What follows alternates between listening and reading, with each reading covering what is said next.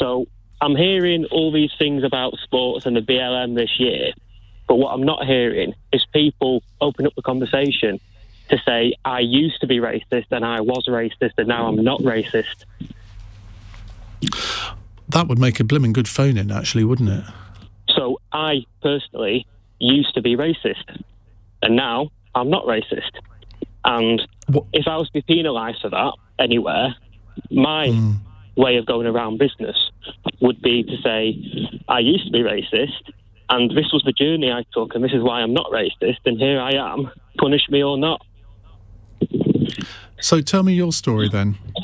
So I grew up, I'm 26, and I grew up in Blackpool, which is predominantly a white town.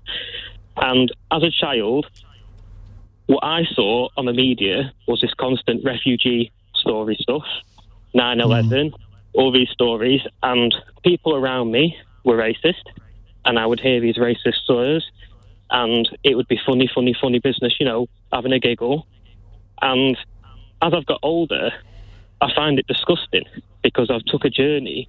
When I've gone to university, I've gone to college, I've gone through life, and you meet people from different backgrounds, and you start to learn that quickly racism can be turned on you yourself. So, for example, I learned Irish history, and that's a whole can of worms on its own, right? And when you start to open up the history of who you are and where you've come from, you quickly learn that prejudice comes in many forms, and my ancestors some of them would have been prejudiced, and people keep all this cancel culture stuff. People are quick to come out and say, no, I'm not racist, but I'm not hearing anybody talk about the journey of why they're not racist anymore. What was there one sort of light bulb moment for you, or was it just a gradual thing?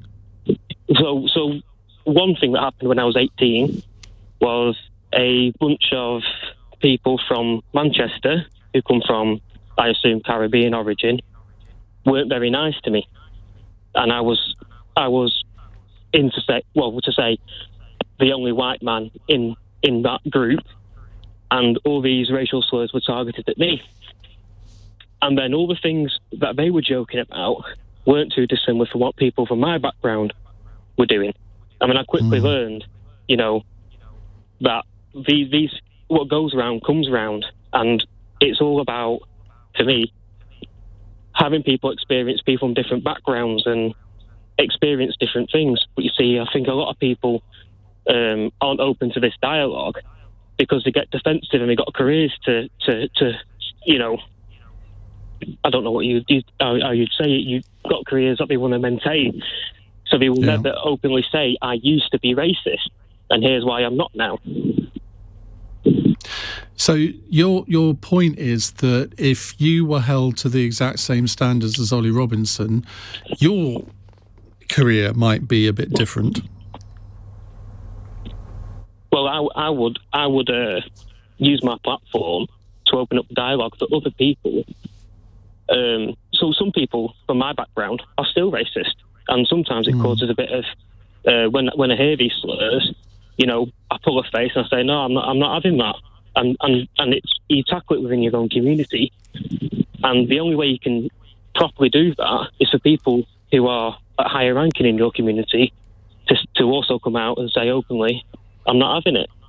But I'm not seeing that. I'm not seeing that. And when you do that, what reaction do you get generally? Well, people laugh at me. People laugh at me and they say, yes, you are racist. Yes, you are racist. And I'll say, well, tell me how I'm racist. Well, you were joking about this back then. And it's like, well, yes, I was. But now I understand, one, it's not funny, and two, it's not even right.